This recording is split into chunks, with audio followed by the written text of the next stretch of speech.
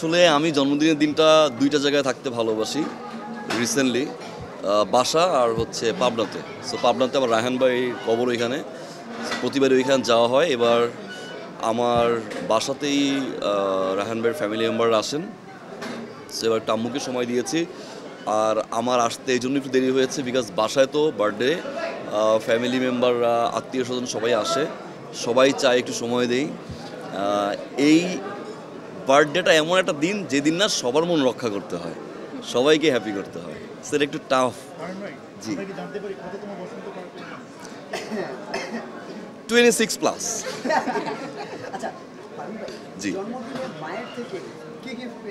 আম্মু পাঞ্জাবি দিছে আমাকে কালকে, এবং আমাকে বাসায় ঢুকতে দেয় নাই 2 ঘন্টার মতো।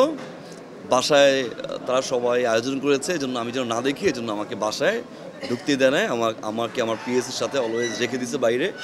সো আমি 2 ঘন্টা বাইরে ছিলাম। আমি বুঝতে পারছি যে কিছু একটা অ্যারেঞ্জ করবে। সো আম্মু পাঞ্জাবি আমার জন্য কিনলো, পাঞ্জাবি পরাই দিল, বাসায় রান্না করলো সবাই মিলে, বাসায় ওরা কেক কাটা আয়োজন করলো, স্টেজ করলো। It's like beautiful, very beautiful.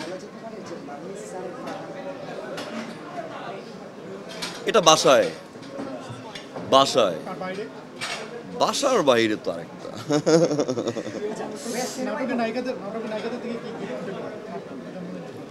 এটা তো বলা ঠিক হবে কার কাছ থেকে কি গিফট আসছে।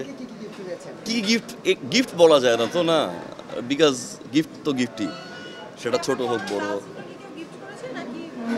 না, এটা আমার কস্টিউম ডিজাইনার বানিয়েছিল। সো এটা এই জন্যই পড়া আর কি।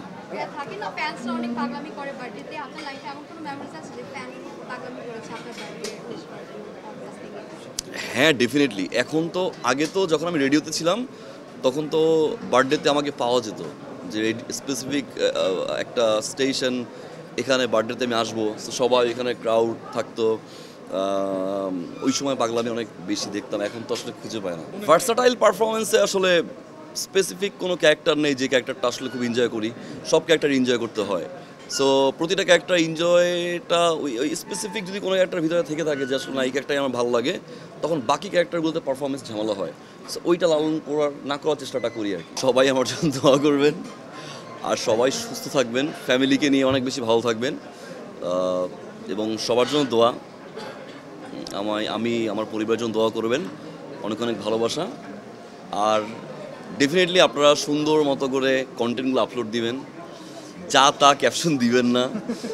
আমার কিন্তু প্রেসে না বসাটা বা একটু এড়িয়ে চলার ওয়ান অফ দ্য রিজন কিন্তু এটা।